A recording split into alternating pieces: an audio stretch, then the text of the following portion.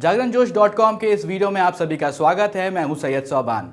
इस वीडियो में हम जानेंगे कि आज के करंट अफेयर से क्या कुछ सवाल बनाए जा सकते हैं, उनके सही जवाब क्या होंगे और उनसे रिलेटेड कुछ की फैक्ट्स के बारे में भी जानेंगे। तो चलिए शुरू करते हैं पहले सवाल के साथ। हाल ही में किस भारतीय प्रौद्योगिकी संस्थान यानी कि आईआईटी के शोधकर्ताओं ने भारत में कोविड-19 के प्रसार की भविष्यवाणी करने के लिए एक वेब आधारित डैशबोर्ड प्रकृति जिसका नाम है उसको विकसित किया है? इसका सही जवाब है आईआईटी दिल्ली यानी कि आईआईटी दिल्ली में इसको तैयार किया गया है। तो यहाँ पर दोस्तों आपको बता देते हैं कि इस डैशबोर्ड का नाम है प्रकृति। तो अगर हम देखें तो ये एब्रीविएशन यूज़ किया गया है प्रकृति, जिसका जो फुल फॉर्म है, पूर्ण स्वरूप है, तो उसमें इसको कहा जाता है prediction and assessment of corona infections and transmission in India.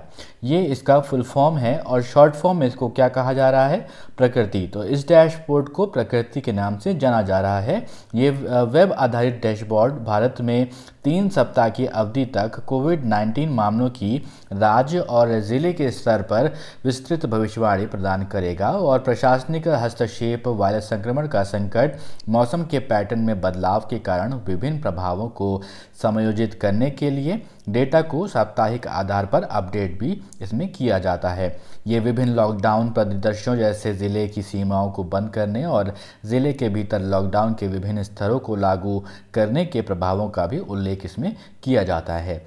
अब बढ़ते हैं अपने अगले सवाल की तरफ। तो सवाल है कि राष्ट्रीय ताप विद्युत निगम लिमिटेड यानी कि एनटीपीसी ने लेह और किस शहर के लिए 10 हाइड्रोजन ईंधन सेल आधारित इलेक्ट्रिक बसों और 10 हाइड्रोजन ईंधन सेल आधारित इलेक्ट्रिक कारों के लिए वैश्विक अभिरुचि पत्र आमंत्रित किए हैं? इसका सही जवाब है वो है ऑप्शन डी, नई दिल्ली यानी कि न्यू दिल्ली।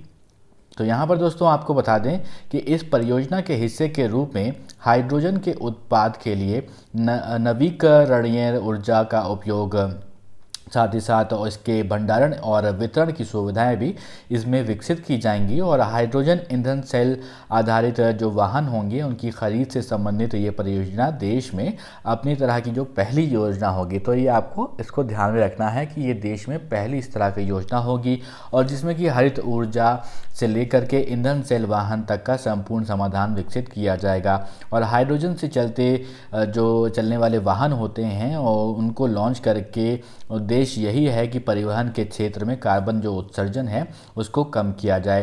कार्बन एमिशन की यहाँ पर आपने बात तो सुनी होगी कि इसको कम करने के लिए काफ़ी सारी कोशिशें हो रही हैं, जिसमें कि पेरिस एग्रीमेंट की भी बात अगर की जाए तो उसके लिए भी बहुत सारे देशों ने इसमें पेरिस एग्रीमेंट को साइन किया है, जिसमें कि जो कार्बन एमिशन है, कार्बन का उत्सर्जन है, उसको कम करने की बात कही गई है और हर देश ने जो भी इसके मेंबर्स हैं पेरिस एग्रीमेंट के उसने जिसने भी साइन किया है उसमें यही बताया गया है कि जो कार्बन एमिशन है हर देश का उसके परसेंटेज को कम किया जाएगा। इस वीडियो में आगे बढ़ने से पहले एक ज़रूरी सूचना आपके लिए। हमारी वेबसाइट जागरणजोश.com पर अगर आप करंट अफेयर्स पढ़ना चाहते हैं तो आपको अपने ब्राउजर में टाइप करना है www.jagranjosh.com, जिसके बाद आपको हमारी वेबसाइट का होम पेज नजर आएगा। इसके बाद आपको करंट अफेयर्स के टैब पर जाना है। ड्रॉप डाउन में आपको मंथ वाइज करंट अफेयर्स मिल जाएंगे, जहां आप मंथ के हिसाब से करंट अफेयर्स पढ़ सकते हैं। जब आप करंट अफेयर्स टैब पर क्लिक करेंगे तो आपको कुछ इस तरह से पेज नजर आएगा। अगर आप कैटेगरी वाइज करंट अफेयर्स पढ़ना चाहते हैं तो आप अपनी पसंद के हिसाब से कोई भी कैटेगरी चूज कर सकते हैं, जिसमें latest, national, international, sports, technology और इकोनॉमी जैसी कैटेगरीज मौजूद हैं। अब बढ़ते हैं अपने अगले सवाल की तरफ। हाल ही में किस देश ने कोरोना वायरस महामारी लॉकडाउन के कारण संकट का सामना कर रहे छोटे कारोबारियों की मदद के लिए बाउंस बैक लोन स्कीम की शुरुआत की है? इसका सही जवाब है ब्रिटेन। जैसा कि दोस्तों आपने आसपास भी अपने देखा होगा कि जो छोटे बिजनेसेस हैं तो उन बिजनेसों को लॉकडाउन की वजह से काफ़ी ज़्यादा नुकसान झेलने को मिला है। तो ब्रिटेन एक ऐसा देश है जहां पर भी लॉकडाउन कोविड-19 जो डिजीज़ है, कोरोना वायरस जो है, उसके कारण लगा था और अब एक नई स्कीम लॉन्च की गई है, बाउंस बैक लोन स्कीम। ये जो छोटे कारोबारी होते हैं ब्रिटेन में, उनके लिए ये स्कीम को शुरुआत की गई है। तो ये बता दें आपको कि ये योजना जो है 100% राज्य द्वारा वित्त पोषित होगी और इस योजना के तहत पात्र छोटे कारोबारी प्रथम 12 महीने के लिए 2,000 पाउंड से लेकर 50,000 पाउंड तक के ब्याज मुक्त ऋण हेतु ऑनलाइन आवेदन कर सकते हैं। और ब्रिटेन ने कोविड-19 महामारी के कारण जान गंवाने वाले राष्ट्रीय स्वास्थ्य सेवा कर्मियों के परिवारों के लिए भी 60,000 पाउंड की बीमा योजना की घोषणा भी की है। ब्रिटेन में अब तक 1,61,000 से अधिक लोगों में कोरोना संक्रमण की पुष्टि हुई है, जो कि एक बहुत बड़ा नंबर है। अगर ब्रिटेन की बात करें, अमेरिका की बात करें, इटली की बात करें, तो वहाँ पर जो संक्रमण है, कोरोना वायरस की जो स्थिति है, वो बहुत ही भयावह है। और आपने ये भी सुना होगा कि जो बोरिस जॉनसन है, उनको भी कोरोना वायरस हुआ था, वो पॉजिटिव पाए गए थे, लेकिन वो अब स्वस्थ बताए जा रहे हैं। जो कि मीडिया में खबरें आ रही हैं, वो अब स्वस्थ हैं और वापस अपने घर पर लौट आए हैं। और अब आगे बढ़ते हैं अपने अगले सवाल की तरफ। तो सवाल है कि पंजाब सरकार ने कोरोना महामारी के चलते लॉकडाउन और कर्फ्यू को कितने सप्ताह तक आगे बढ़ाने का फैसला किया है। इसका सही जवाब है 2 सप्ताह। वैसे दोस्तों, आपने देखा होगा कि जो हमारा लॉकडाउन है, यानी कि जिसे कि कहा जा रहा है लॉकडाउन 2.0, उसकी जो आखिरी तारीख है, यानी कि वो 3 मई को ख़त्म होने वाला है, जो कि देश भर में है। लेकिन इसके बावजूद जो होम मिनिस्ट्री है, उसने कई रिलैक्सेशन भी दिए हुए हैं अलग अलग जगहों पे। जैसे कि बात कही गई थी, जो नेबरहुड दुकान होती हैं, यानी कि आपके घर के आसपास जो दुकानें होती हैं, उनको खोलने की अनुमति दी गई थी। लेकिन उसमें ये बात भी साफ कही गई थी कि जो सर्विसेज प्रोवाइड करते हैं, जैसे कि बार्बर शॉप हो गई, इस तरह की दुकानें नहीं खुलने की बात कही गई है, जिम की नहीं खुलने की बात कही है। और जो ये बात साफ करी गई थी होम मिनिस्ट्री की तरफ से, क्योंकि ये काफ़ी कन्फ्यूजन हो गया था। क्योंकि आपने सुना होगा, जब मोदी जी ने अपना देश को संबोधन दिया था, तो उसमें ये बात कही थी कि 3 मई तक इस लॉकडाउन को बढ़ाया जाएगा और साथ ही कुछ रिलैक्सेशन भी दिया जाएगा इस लॉकडाउन में। उसके 2 दिन बाद जो एक नोटिफिकेशन जारी किया गया था होम मिनिस्ट्री की तरफ से, उसमें जो है काफ़ी कन्फ्यूजन लोगों को हुआ। उसमें फिर बाद में इसको क्लियर किया गया कि जो सर्विसेज प्रदान करते हैं, तो उनको खोलना मना है अपनी दुकानें। जो प्रोडक्ट्स, मतलब आपके घर के आसपास जो प्रोडक्ट्स बेचते हैं, रोज़मर्रा की दुकानें जो सामान बेचते हैं, उन दुकानों को खोलने की अनुमति दी गई थी। तो अब यहाँ पर पंजाब की अगर बात करें, तो पंजाब ने अपने प्रदेश में, अपने राज्य में 2 सप्ताह के लिए इसको और बढ़ा दिया है, किसको, लॉकडाउन को और कर्फ्यू को।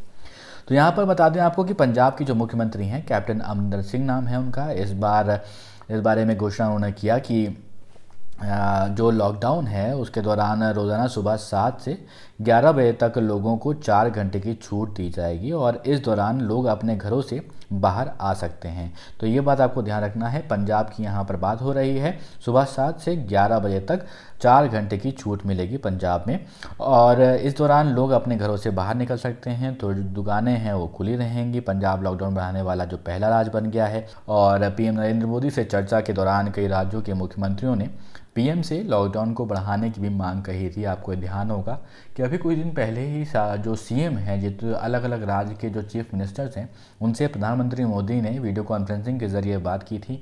उसमें बहुत सारे जो चीफ मिनिस्टर्स थे अलग अलग राज्यों के, उन्होंने ये प्रधानमंत्री मोदी को बात कही थी कि जो लॉकडाउन है उसको बढ़ाना चाहिए और अभी तक इस पर कोई ऑफिशियल स्टेटमेंट नहीं आया है कि अगर देश के स्तर पर देखें तो इसको बढ़ाया जाएगा या नहीं बढ़ाया जाएगा। लेकिन पंजाब में 2 सप्ताह के लिए बढ़ा दिया गया है। अब बढ़ते हैं अपने अगले सवाल की तरफ। तो सवाल है कि बॉलीवुड के दिग्गज अभिनेता ऋषि कपूर 30 अप्रैल 2020 को उनका निधन हो गया था। उनका जो निक नेम है वो यहाँ पर आपसे हम पूछ रहे हैं। उनका जो निक नेम है वो है चिंटू। यहाँ पर दोस्तों आपको बता दें कि बॉलीवुड में बहुत ही शोक की लहर है, क्योंकि अभी हाल ही में आपने देखा होगा, परसों की बात है, जब इरफान खान जो है देश को और दुनिया को विदा कह गए, उनका निधन हो गया था। और अब कल की बात है जब जो ऋषि कपूर जी हैं, जो कि एक महान अभिनेता थे बॉलीवुड फिल्म इंडस्ट्री के, उनका निधन हो गया है। यहाँ पर आपको बता देते हैं कि उनका जन्म जो है 4 सितंबर 1952 को हुआ था। ऋषि कपूर एक भारतीय फिल्म अभिनेता हैं और फिल्म निर्माता हैं, साथ ही निर्देशक हैं। उन्हें जो है बॉबी के लिए 1974 में सर्वश्रेष्ठ अभिनेता के लिए फिल्मफेयर पुरस्कार और साथ ही 2008 में फिल्मफेयर लाइफटाइम अचीवमेंट पुरस्कार सहित अन्य पुरस्कारों से सम्मानित किया जा चुका है। और उन्होंने अपना जो बतौर चाइल्ड आर्टिस्ट जो है डेब्यू किया था वो श्री 420 जो फिल्म थी उसमें एज अ चाइल्ड आर्टिस्ट उन्होंने काम किया था। अब बढ़ते हैं अपने अगले सवाल की तरफ। हाल ही में किस बैंक ने अमेजॉन एलेक्सा और गूगल असिस्टेंट पर अपनी वॉइस बैंकिंग बोलकर निर्देश देने वाली जो सेवा होती है उसको शुरू किया है? इसका सही जवाब है वो है ऑप्शन ए ICICI बैंक। तो यहाँ पर आपको बता देते हैं कि इस बैंक के ग्राहक अपने खाते में बकाया क्रेडिट कार्ड और अन्य जानकारी हासिल कर सकेंगे। अमेजॉन एलेक्सा और गूगल असिस्टेंट एक आर्टिफिशियल इंटेलिजेंस यानी कि AI पर आधारित सॉफ्टवेयर है और मोबाइल फ़ोन, ब्लूटूथ स्पीकर जैसे कई उपकरणों इन दोनों सेवाओं पर काम करते हैं। लोग इन सॉफ्टवेयर में काम करने वाले उपकरणों को बोलकर गाना सुनाने, समाचार सुनाने और दिन भर के कार्यों की सूची बनाने से निर्देश देते हैं। ICICI बैंक ने कहा कि उसने अपने कृत्रिम मेधा पर आधारित चैटबॉट iPol का अमेजन एलेक्सा और गूगल असिस्टेंट के साथ जोड़ दिया है और इससे अब उसके जो ग्राहक हैं यानी कि ICICI बैंक के जो ग्राहक हैं वो बोल करके बैंकिंग सेवाओं के निर्देश दे सकेंगे।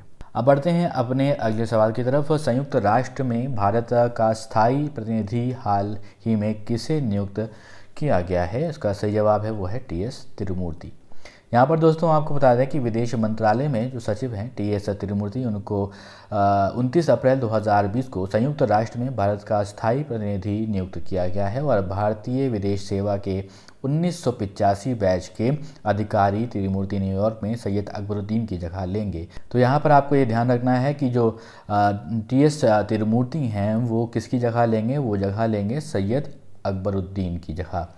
तो यहाँ पर आपको ये बता दें कि अकबरुद्दीन कई साल से संयुक्त राष्ट्र में देश के स्थायी प्रतिनिधि हैं और जल्द ही सेवानिवृत्त होने वाले हैं और केंद्र सरकार ने इसमें कहा कि नई दिल्ली में विदेश मंत्रालय के मुख्यालय में आर्थिक संबंधों के सचिव के रूप में काम कर रहे तिरुमूर्ति को न्यूयॉर्क में संयुक्त राष्ट्र में भारत का स्थायी प्रतिनिधि नियुक्त किया गया है। अब दोस्तों वो सवाल जिसका जवाब आपसे हमने पिछले वीडियो में पूछा था। सवाल था कि अंतर्राष्ट्रीय नृत्य दिवस निम्न में से किस दिन मनाया जाता है?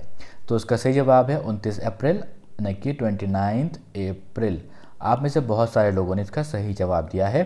यहाँ पर आपको बता देते हैं कि अंतर्राष्ट्रीय नृत्य दिवस की शुरुआत 29 अप्रैल 1982 से हुई थी और यूनेस्को के अंतर्राष्ट्रीय थिएटर इंस्टीट्यूट की अंतर्राष्ट्रीय डांस कमेटी ने 29 अप्रैल को नृत्य दिवस के रूप में स्थापित किया था और एक महान रिफॉर्मर जीन जॉर्ज नवेरे के जन्म की स्मृति में ये दिन अंतर्राष्ट्रीय नृत्य दिवस के रूप में मनाया जाता है।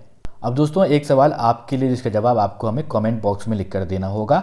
सवाल है कि हाल ही में किस राज्य ने महात्मा गांधी राष्ट्रीय ग्रामीण रोजगार गारंटी योजना के तहत 18 लाख से अधिक अकुशल कामगारों को रोजगार मुहैया कराकर राज्यों की सूची में पहला स्थान हासिल किया है? आपके ऑप्शंस हैं बिहार, पंजाब, दिल्ली या फिर छत्तीसगढ़। आप अपने जवाब हमें कमेंट बॉक्स में लिखकर ज़रूर दीजिएगा। ये वीडियो आपको पसंद आया हो तो इस वीडियो को लाइक करें, इस वीडियो को अपने दोस्तों के साथ भी शेयर करें और अभी तक आपने हमारे चैनल को सब्सक्राइब नहीं किया है तो ज़रूर सब्सक्राइब करें और देखते रहें जागरणजोश.com।